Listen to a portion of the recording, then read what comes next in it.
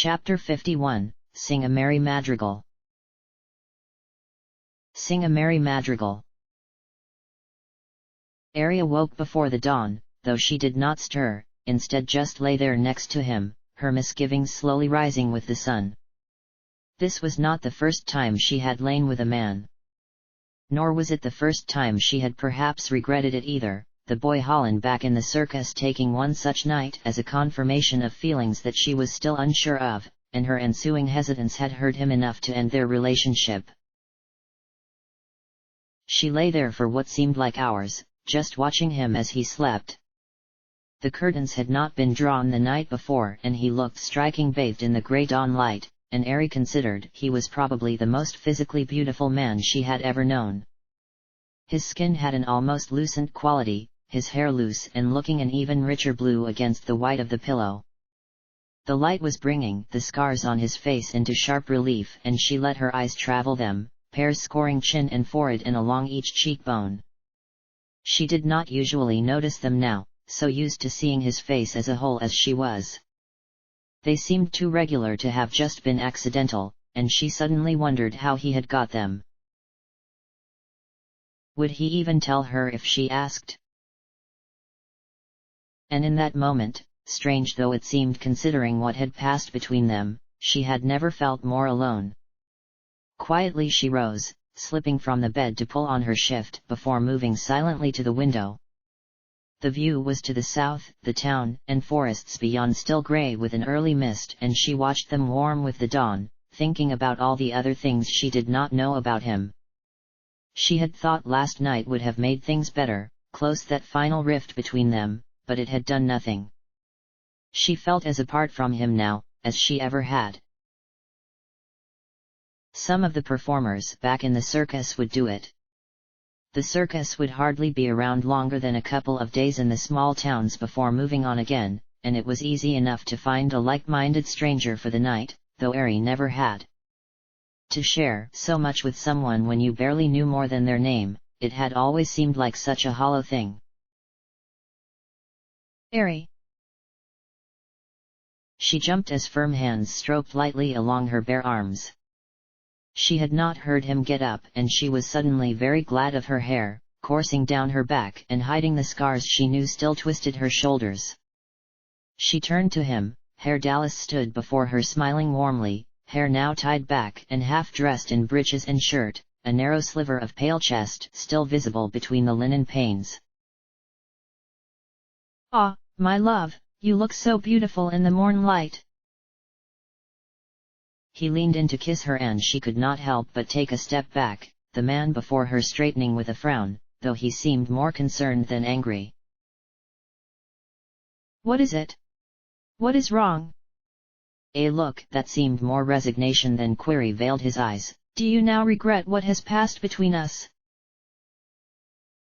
Ari swallowed, turning her gaze inward. Well, did she?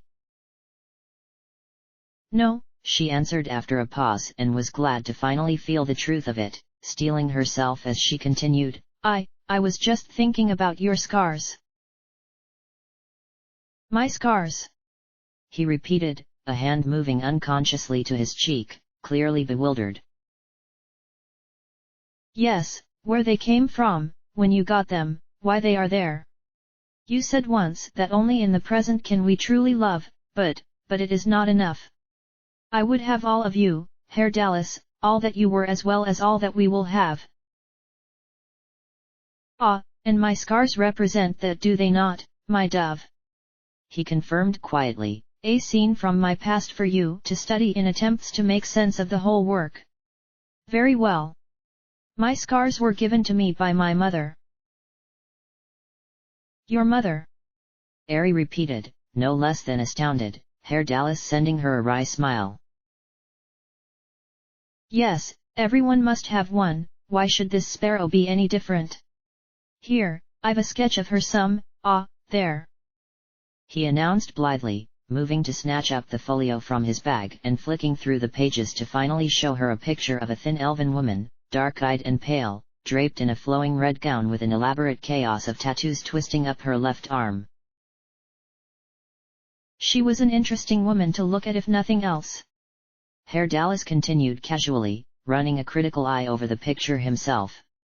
My mother was an artist by trade and a member of the Society of Sensation, a faction that believes life must be experienced to be understood. She would spend her days in the studio painting and sculpting, mind dulled or sharpened to differing degrees by the myriad of drugs she would take to inspire her work. And in the evenings, her house was open to any who wished to come and enrich the collective experience.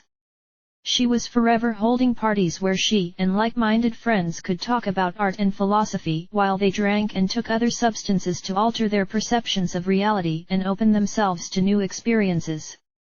I was initially planned to be one of her greatest pieces, a living masterwork of the macabre, a grotesque mix of the mundane and the infernal. Herr Dallas smiled slightly. Poor woman. She mated with a demon hoping for a monstrosity that would stand apart in even Sigil's twisted streets, and all she got was a child with blue hair. She was disappointed to say the least, but no more than any other artist would be. She often likened it to opening the kiln to find the impassioned sculpture she had put so much hope and energy into shattered by the firing. That's awful, Ari gasped, unable to put the pity she felt into words. But the man merely shrugged mildly. As for my scars, she called me to her once when I was young, though even at that early age I could see the clouded stupor of black lotus in her eyes. She was holding the pottery knife she used in her clay work. She told me not to cry, that she was going to make an artwork of me. Ari watched as his eyes took on a distant look, as though he was far away. She laid a hand gently upon his arm, her voice quiet. Herr Dallas, I am so sorry. The bard shook his head, bringing himself from this private reverie with a frown. Sorry? Why be sorry? It has happened and now it is in the past. All things are born to decay and end, my dove, innocence fades, destroyed by experience of the world. Come. He continued with a smile, lightly brushing off her hand and moving back to the bed to gather up his tunic. The others' birds are up and singing, we should be as well. Ari stood by the window watching as he finished dressing. She had often thought she had suffered in her lot, but at least she had been brought up in a loving environment, old enough to have the strength to deal with her tortures when the time came for her to face the trials the fates had sent her. She tried to imagine growing up in that house full of strangers to a mother who only saw you as a disappointment at best. Perhaps if she had, she too would try to see such loss as something to celebrate.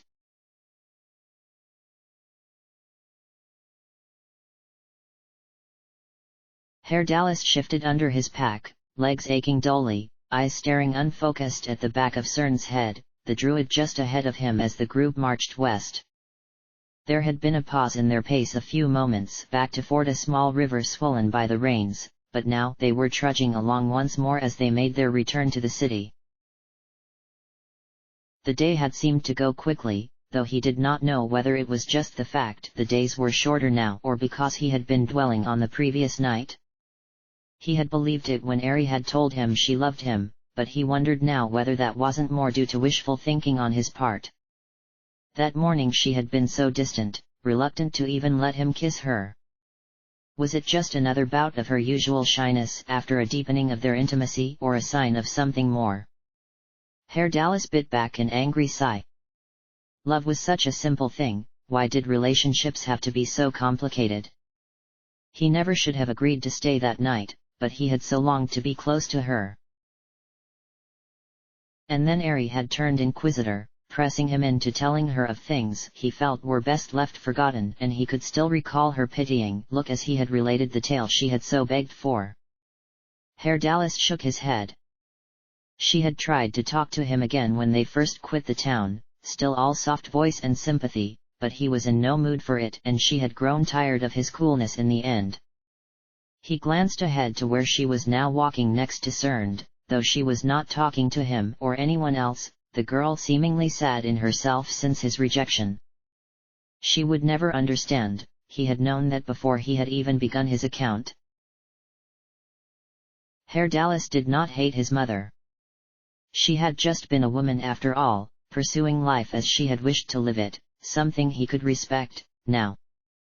No, he did not hate his mother, but he did hate thinking about her, about all the things she had opened his mind to. His past had made him the person he was now, and he was happy enough in himself not to regret it, growing up around creative, intelligent people with a mother who understood the importance of such things. He had been more fortunate than most in Sigil. But at the same time, it had been hard growing up as he had, the futile project of a woman who had better works to inspire her, but who still felt obligated to finish that one now she had started it. Herr Dallas shook his head, angry he could not seem to stop dwelling on it. The past was past, done and gone, and he would not change it even if he could. He pulled his mind away forcibly, letting it drift to take in the sensations about him, the sharp air on his face, the rhythmic thud of 7 pairs of feet, the faint melodic trilling of a voice in song. Herr Dallas glanced behind him to where Fritha was bringing up the back of the group alone, the girl absently singing a Kalamshite song to herself, her sword across her shoulders, arms draped carelessly over it. Even Herr Dallas was enough of a traveler to know it was dangerous to walk over uneven ground, and it seemed he was not alone in this thought. Jahara pausing at their head, turning back to check on the progress of those following, the woman shouting back to her. Really, Fritha, must you lumber after us so? You're carrying that sword like a yoke. And it feels like one too, some days, the girl called back, making no attempt to hide the bitterness to her voice. Besides, it doesn't hang properly from my belt, it's too long, it keeps tangling about my legs. Well, then you should have bought a new one from Trade Meet, said Jahara matter-of-factly as she turned to resume her path, and Herr Dallas felt himself smile. Soon.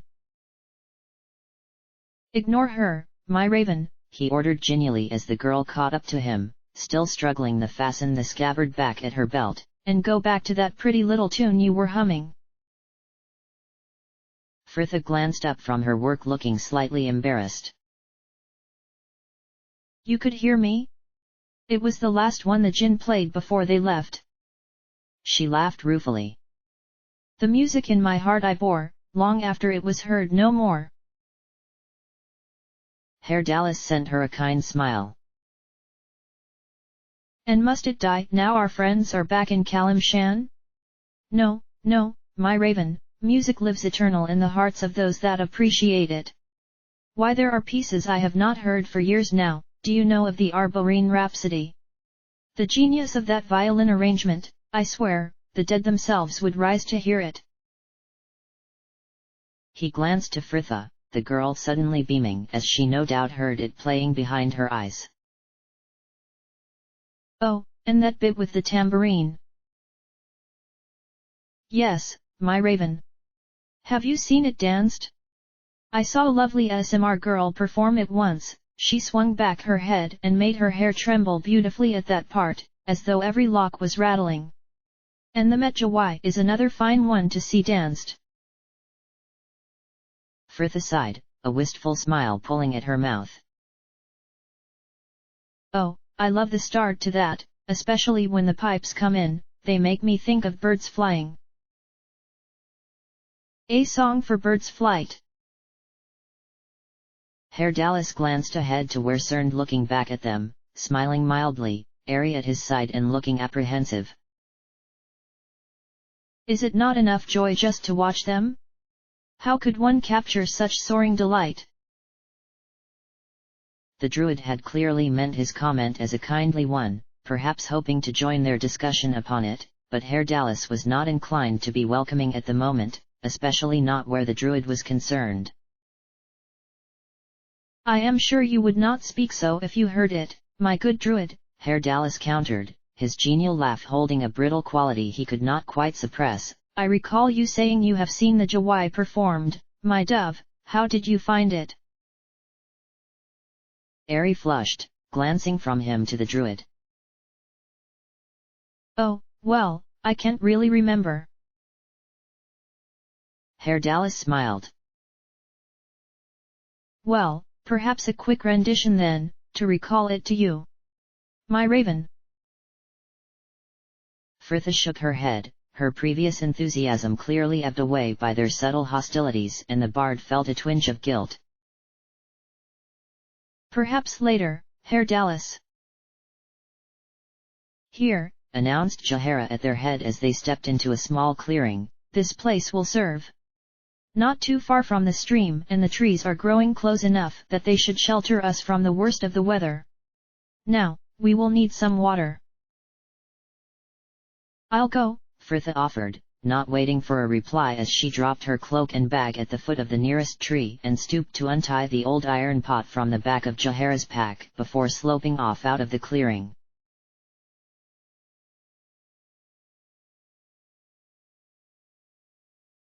Frithha moved through the trees, the handle of the water-heavy pot cutting into her hand, though she kept her pace deliberately slow, unwilling to hurry only to slop icy water down her leg.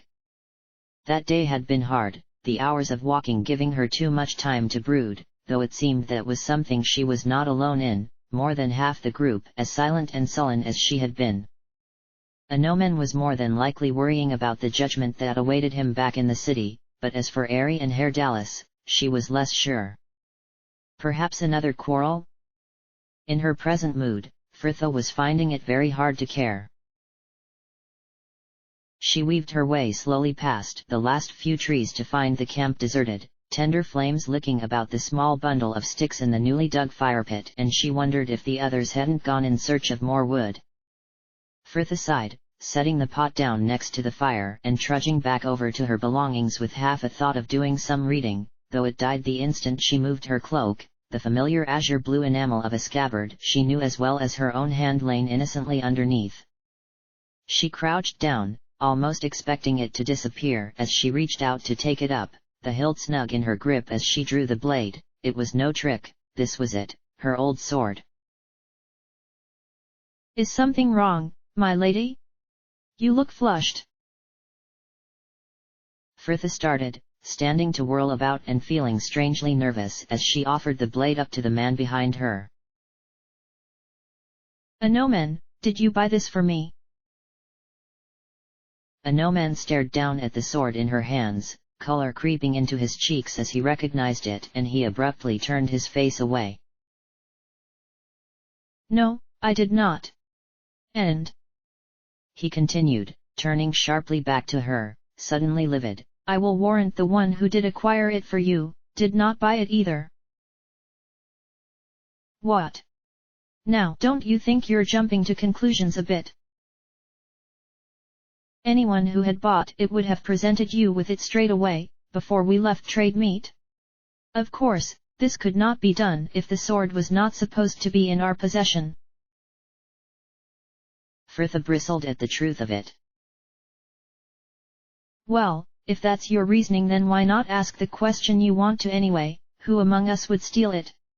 And don't bother answering, I know of whom you speak. Anomen shook his head, his voice calmer as he continued. He cannot be allowed to indulge in such casual larceny, my lady. If it was stolen. Frithha, really? Snapped Anomen, his temper clearly getting the better of him once more in the face of her stubbornness. You cannot truly believe otherwise. Well, I'm certainly not going to accuse him of it without even asking him. And with that Frithha turned on her heel and stormed off. She, of course, had no idea of where the bard had gone though. She walked about the nearby forests for a while, letting herself calm down, and she was about to start back to the camp when she heard it, the faint melodic strains of a harp. Herr Dallas closed his eyes, leaning back against the broad rough trunk and letting the music drift about him as he sat at the foot of the huge oak he had found and absently played his lyre to himself. It was not a difficult tune, and his fingers knew the notes without any thought from him, the familiarity of it soothing, helping to diffuse the frustration of the day. Herr Dallas. Herr Dallas glanced up at the sound, seeing a familiar head of copper curls peering about the trunk behind him, and he smiled, leaving the instrument on the ground as he rose to beckon her closer. "Ah, you found it then," he grinned, gesturing to the sword in her hand, his smile fading in the face of her melancholy look. "What is wrong, my raven? It is the correct one, is it not?" "Yes, and please don't think I am ungrateful for saying this, but how did you come by it?" Herr Dallas smiled again. "I am glad you asked me, my raven, for it was quite a clever ruse of mine, even if I do say so myself. I merely bought another sword, some beaten-up old thing, worthless as a Carcerian's promise, and I put an illusion upon it to look as your own infinitely finer blade and returned to the stall to slyly exchange them. I imagine the illusion will have worn off by now. Ha, that I could have seen that merchant's face when he realizes." "Oh, Herr Dallas," Frithla sighed wearily, scrubbing a hand across her face, the bard quite at a loss as to the source of her melancholy and stepping closer to let a hand hover over her back. "Frithla, what troubles you so? You surely don't feel sorry for that cross-trading Burke? Not after what he did?" She sighed again, shaking her head distractedly. "No, I don't feel particularly sorry for him. And I am happy to get it back, truly. But a no-man just caught me with it, and he guessed straight away you had acquired it by less than honest methods." She sent him a rueful smile. "He isn't very happy." Herr Dallas felt a familiar loathing stirring in his heart, darkness surging from it with every beat. "That arrogant screed! Just wait until I speak with him." "Oh, please don't!" Frithla cried, her sudden distress alarming to see. "I don't think I could stand another argument right now." She shook her head, dipping her face, and Herr Dallas had the horrible feeling she was trying to not to cry. "There now, my raven," he soothed after a moment, his anger ebbing as he gently patted her shoulder, the girl's voice quiet and wavering as she tried to explain herself. "It's just ever since Nalia's been gone, oh, it's like a hole has opened in my heart. Missing her, it's like missing a part of myself. I haven't felt this bad since Imoen was first taken." She trailed off, and he heard her draw a deep breath and release it slowly, the girl dabbing at her eyes with the corner of her sleeve before she seemed to feel she could face him again. "I'm sorry, Herr Dallas, I shouldn't be burdening you with this. I know you have your own troubles. You would have to be blind not to see you and Ari are not on the best of terms at the moment." Herr Dallas tugged at her, giving her shoulder a friendly slap. "Do not be foolish, it is a burden I bear gladly if it lightens your heart any. As for the dove, she and I are—" He trailed off, unable to explain what he himself did not understand. Herr Dallas sighed, feeling anew the directionless melancholy that had been hanging over him all day. "Ah, listen to us both, like two petitioners to the grey wastes. No, no more of this. Come, my raven," he ordered, taking her free hand and spinning her around, making to lead her in a quick jig. "You and I were not made to brood." "Herr Dallas!" she cried, though he was glad to hear a hint of laughter to her voice as well. "Herr Dallas, stop it, you're making me dizzy." He spun her again and she nearly tripped, and he stopped to let her catch her breath, the girl dipping her head to rest her forehead against his shoulder, their hands still entwined though their dance had ended. Herr Dallas closed his eyes. He felt suddenly light-headed as well. She seemed very close, the damp decaying forest about them suddenly perfumed with the faint scent of her hair, and he could not help but think back to how it had been Ari who had once seemed the warm one, and it had been Frithla he had labelled the cold fish. A rustle of bracken behind them, and Frithla straightened instantly, the pair whirling to see a no-man stood at the foot of the huge oak staring at them. Silence held the three, Frithla looking from him to the squire, her cheeks scarlet before. "What's that? Oh, coming, Jahara!" She was gone in an instant, leaving the two men just glaring at each other. Dallas broke first, the man crouching to pack away his lyre as though nothing had happened, and Anoman swallowed, each word clipped as he tried to keep his temper. So, you have reunited Fritha with her sword? The tiefling straightened and turned to face him with such a ferocity that Anoman had to check himself from taking a step back. Yes, I have, without shame or regret.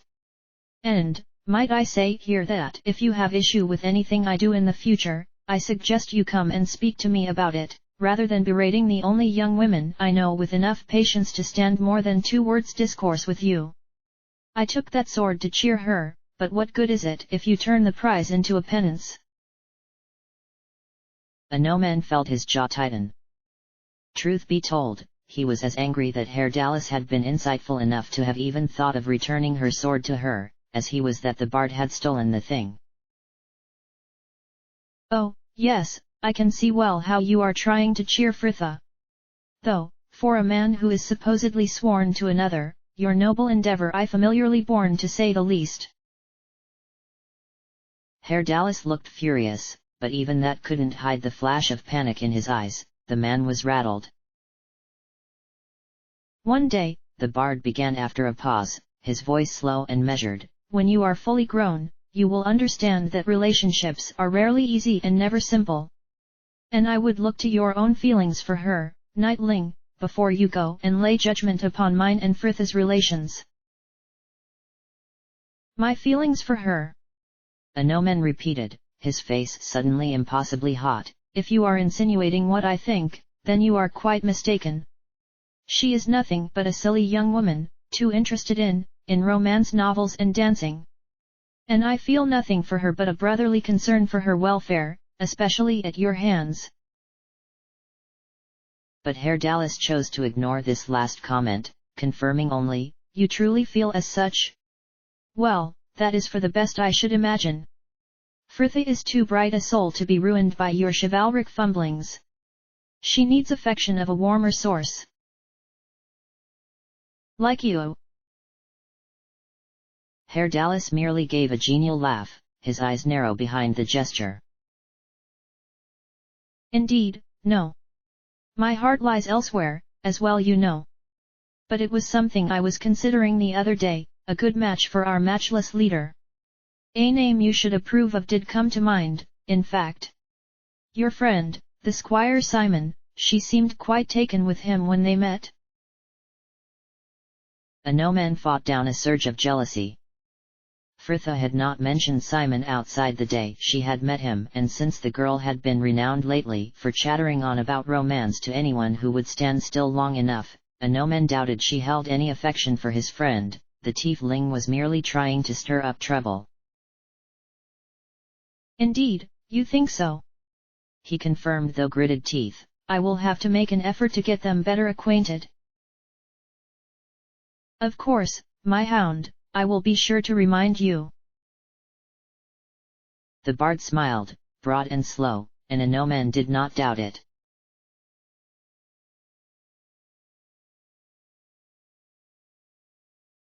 Jahara sat giving the stew before her the occasional stir and the tea next to her the occasional sip as she watched the camp about her. She had returned some time ago from collecting more wood to find Minsk, Airy, and Cerned, and her old iron pot full of water, Fritha clearly making it back from the river, though where she had disappeared to after that the druid could not have guessed. It had hardly concerned her though, and she had busied herself, setting the others to peeling vegetables while she had stoked up the fire and prepared the tea. Fritha was sat quietly opposite her now, studying her odes at Minsk's suggestion. The ranger sat close by. Jahara wondered if he too had noticed her agitation when she had finally arrived back, the girl pink and distracted, her hand clutching a very familiar sword, though Jahara had kept her comments about that to a minimum, her displeasure saved for the one who had actually stolen it. Jahara felt a stab of irritation and let her attention wander to the camp's other pair, Cern trying to start a conversation with a very reluctant Airy, the girl barely answering him as she embroidered listlessly. Jahara watched him sigh and take a dispirited mouthful of tea, the druid finally giving up on trying to engage the elf, it seemed. He had been the same all day, trying to make idle chatter as they had walked, and not just with Ari either, though it seemed no one had been in the mood for talk. "So, Fritha, you are studying Rashmi?" began Cern genially, clearly not willing to give up just yet and turning his attention to the girl. "You plan to visit the eastern lands?" Fritha shrugged. "Certainly, if I get the chance, though that's not the reason I study it. Languages and the way people speak are a reflection of their culture. And if nothing else, learning other languages is useful." She smiled absently. "Aaron told me he could ask for directions to the nearest brothel in 15 different languages." Cern choked on his tea. "She's joking," Ari assured him with a slight smile. "She's not," countered Fritha, not sparing either of them a glance as she went back to her book, frowning as she continued the passage. Svet. The something man. Minsk, Namit Lek. Anomen Arat Na. "What is this? You are speaking of me?" asked Anomen as he stepped into the clearing.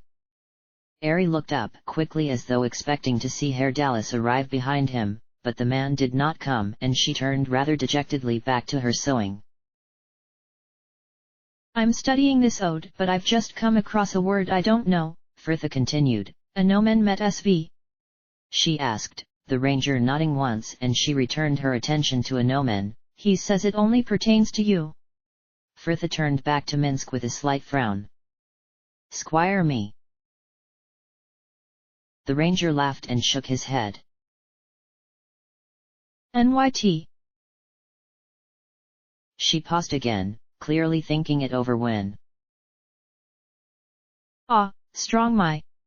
she exclaimed eagerly, barely noticing the squire as he flushed scarlet, but Minsk merely shook his head looking slightly affronted. "Minsk mo Arat Na." Fritha laughed, putting up her hands in a placating gesture. "Fiat, Minsk. Ja, She glanced to Anomen again and suddenly smiled. "Beard me. It means the bearded man." Everyone laughed, Minsk the loudest of all as he gave her back a congratulatory slap. Ket. Hasid Kisvi. "What's this?" came a voice above them, Jahara turning with the others to see the tiefling finally return to camp. "Are we speaking in tongues? I would welcome any opportunity to brush up on my abyssal." "Herr Dallas," cried Ari, the girl eagerly laying down her sewing as she greeted him. "Yes, it is the sparrow himself," Herr Dallas confirmed, though without his usual buoyancy, as he took his place in the circle. Ari frowned slightly, the change in his manner clearly worrying her. "Where have you been? It's almost dark." He sent her a gentle look. "There is no more to fear in the darkness than there is in the light, my dove. I know, for a fact," he continued in a voice that carried, almost as though he was issuing a challenge, as he turned to her with a grim smile. "Jahara's temper will not be lessened any in either illumination now she has found out about this sparrow's contemptible larceny." Jahara felt her eyes narrow. "I am glad you find something worthy of jest in all this. Your actions may well have ruined our good standing with the peoples of that town." Herr Dallas feigned a distressed look. "Do you imagine they will pull down our statue?" "Gods, we can only hope," muttered Fritha. "Anyway, no more of this. It is done now and there is nothing we can do. Besides, no one can prove for sure it was us, and to return it now would only confirm we took the sword to start with." "I would not ask you to," Jahara snapped, turning her dark glare back on the bard, but such things should not happen in the first instance. Herr Dallas held up his hands in a placating gesture, his voice edged with a bitterness she rarely heard from him. No, no, I have already been shown the error of my ways by the squire. It is a foolish man who tries to keep the primes from their melancholy. Things meant to alleviate it seem only to bring it tenfold. Indeed, I should be pleased you've all taken the first steps towards accepting the true ways of the multiverse. Ari frowned slightly. What do you mean, the true ways of the multiverse? Herr Dallas smiled at her. That all things, friendships, lives, even worlds, are destined to end in destruction and tragedy. The elf drew in a sharp breath, as though his words had hurt her. How can you say that? If that were the case, then why start anything? Though I will admit terrible things do happen, there is always hope, that things will be better, that one day all people will live together without such suffering. The tiefling laughed mildly, and Jahara had the impression he was almost amused by her desperate optimism. Hope? Even hope is eroded, my dove. All things break down, over time, and all things come to an end. But... Oh, let him be, Ari, cut in Fritha dully, the girl finally laying down her book with a sigh, giving up on getting any more work done. Who is to say it isn't so? To live is to know you will eventually die, no one here can deny that. Across the camp, Cern nodded his agreement. Yes, death is, indeed, part of the natural cycle, but it is a cycle that is continuous. Your death will enable the life of other creatures. The sod who shived me for one, laughed Fritha, and the squire flushed. Fritha. Cern ignored them both though, calmly turning back to the tiefling. Nature's cycle, and life with it, goes on, unchanging and eternal. Herr Dallas merely shook his head. Believe what you will, Druid. It is entropy, not life, which is the natural order of the multiverse. So what should we do then, just all lay down and die right now? Snapped Ari shrilly. On the contrary, my dove, one must live to assist the multiverse in attaining its goal. As a doom guard, I live to embrace such destruction, to cheer its advance and hasten it where I can.